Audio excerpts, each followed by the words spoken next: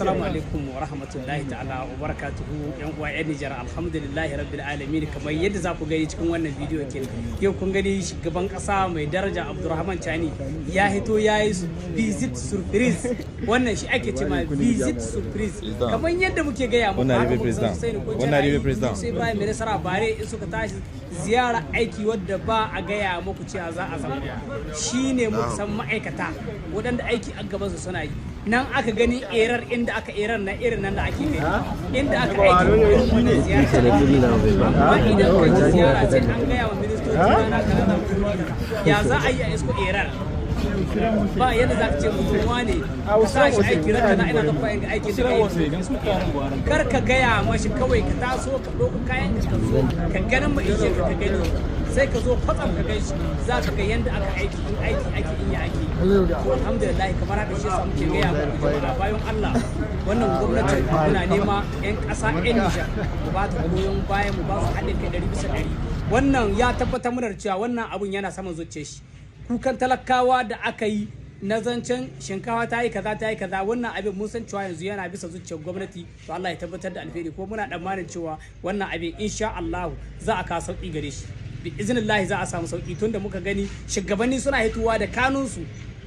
duk irin kangin gar ganin suke ciki mutane na cewa ba su hita ba, amma wannan abin da ya kwanta mai a zuciya sai da ya ganin mu ijiya tai. To alhamdulillah yan Nijar wallahi tallahi musan inda dare ya muna musan wajen da kanun mu ga ciwo. Yan Nijar musan cewa yau wannan gwamnatin mu yi duk yadda za mu yi tsaye da kafafun mu san mun goya mu wannan gwamnatin baya. Kada mu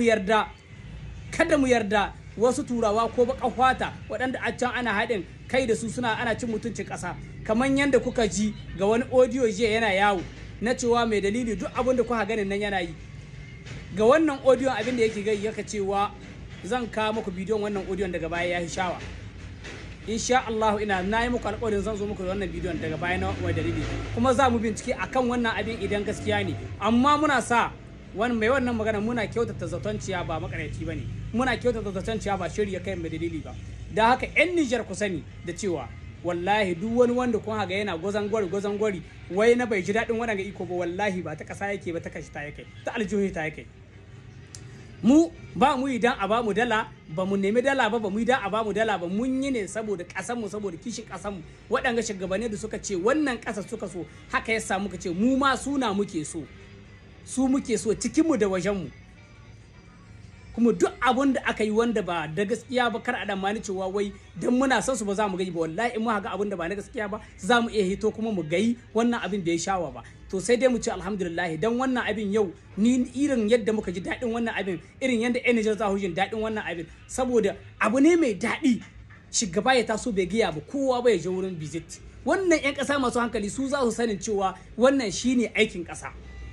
Ba dole bane shugaba ka sa mutum aiki sai ka gaya mai a zan zo kuwa into no wannan da kai haka nan ka ce ya gyara kenan erar kin da ya gyara. Amma in kana son ka ga erar in ana erar in ba a yi to kar ka gaya ma kowa, ka zo an surprise ka zo ka gani.